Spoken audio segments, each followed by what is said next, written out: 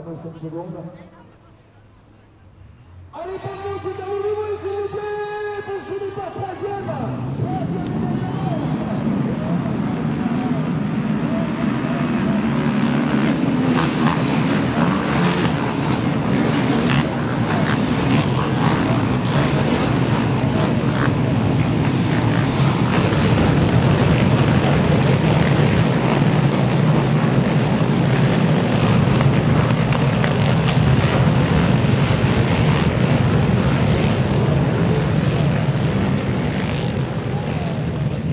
Quelle victoire, je pense que vous y aviez cru tous les trois au taquet, mais c'est quand même dingue parce que tu as tous tes poursuivants directs qui sont éclatés les uns après les autres, qui ont eu des soucis mécaniques ou des problèmes techniques, et vous avez tenu et vous avez fait preuve d'une homogénéité terrible. Comment tu vois ça là? Tu viens d'arriver il y a à peine quelques secondes, comment ça se passe dans ta tête? Bah, je réalise encore pas trop, mais bon, je suis vraiment super content, c'est un peu l'euphorie. Par contre, c'est vrai qu'on a eu une stratégie de course vraiment bonne. On n'a jamais pris de risque. Dès qu'on avait un petit souci, on s'arrêtait pour le régler. Le Suzuki LTR est vraiment une machine super fiable. On l'a vu par rapport au Yamaha qu'on cassait tour à tour. Et on a bien bossé sur la machine.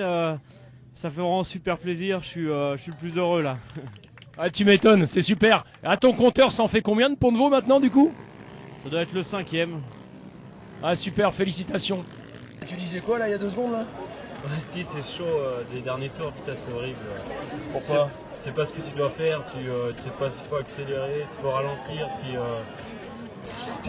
T'as une crainte d'avoir une guigne, une casse, une merde, un mec qui te rentre dedans, une connerie, non? T'y penses même pas ça? Bah si, carrément, chaque trou tu dis pourvu qu'il n'y a rien qui casse, pourvu que le moteur casse pas dans une ligne droite.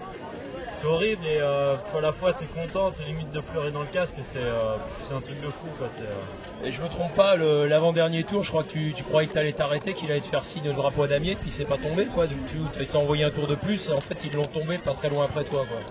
Ouais voilà, bah en fait la cellule c'était marqué qu'il restait 0 minutes, donc c'était fini. Et dans ma tête je pensais être en tête mais en fait j'étais deux de la manche, c'est pour ça qu'ils m'ont pas arrêté. Tu sais que t'avais un paquet de supporters, mais il y en avait un qui était à côté de moi, là, qui était pas loin, là, je le voyais, il était là, il reniflait à moitié, il faisait du bruit, puis il a fait d'impatience. Tu l'as vécu comment ça? C'est vrai que c'était dur d'attendre. Surtout qu'en troisième manche, j'ai roulé que 20 minutes. Donc j'ai fait que patienter, je croisais les doigts pour qu'ils fassent, je savais qu'ils étaient capables, ils ont super bien roulé. Donc là c'était magique. Après de les voir comme ça, après on a vu Romain qui a cassé, c'est malheureux pour eux. Nous ça nous a un petit peu soulagés. Après on a vu Clément G qui a cassé, sincèrement c'est vraiment dommage pour eux. Mais après ça nous a encore plus soulagés, on savait qu'on avait quasiment la course gagnée. Et puis c'était que du bonheur. Après les 5 derniers tours c'était de la folie. La folie, après je vais dire Ayo, on n'a pas noté, il faut qu'il assure. Il y a le dernier pilote là qui est arrivé, il est en train de marchander avec...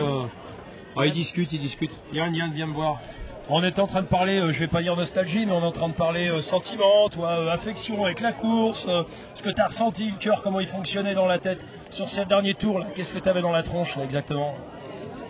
Les derniers tours, moi j'étais au bord de la piste, donc j'étais au bord de la piste. Un peu dyslexie, vas-y mollo sur les questions. Faut que je parle doucement. Ouais. Non mais vas-y, prends ton temps. C'est vrai que tant que le drapeau damier n'était pas tombé, on était en souci parce que ça aurait pu nous arriver la même chose qu'à l'équipage numéro 2, mais le quad a bien tenu, Johan a vraiment géré la course, le quad, et c'est vraiment nickel.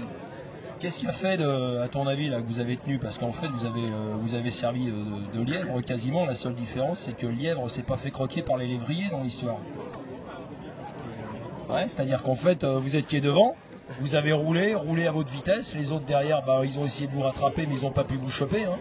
Donc je compare ça à des lévriers qui devaient vous croquer, puis ils vous ont pas croqué, les gars. Non, mais on était plus malin, enfin pas plus malin, mais on a géré la... Ah si, tu l'as dit, hein. On a essayé de gérer la course, il y en avait qui étaient plus rapides que nous, mais au général ils étaient plus loin, donc on essayait de pas s'en occuper. Et on se veillait à ceux qui étaient derrière nous et pas les autres. Vous avez d'autres projets là, tous les trois, au niveau roulage ou pas? Ou c'est une association juste pour les 12 heures, ou il y a d'autres choses peut-être de prévues? Je pense qu'on va recommencer l'année prochaine. Qu'est-ce que tu dis, Yann? On va peut-être faire 2-3 bringues avant l'année prochaine. Ouais, donc vous allez rester tous les trois donc. En tout cas, félicitations une fois de plus. Hein. De toute façon, je pense que là, vous avez eu votre couche de compliments là depuis une petite heure. Et le petit nuage, quoi. Hein, le petit nuage, c'est clair. Profitez-en au maximum et on vous laisse, c'est pour vous. Merci.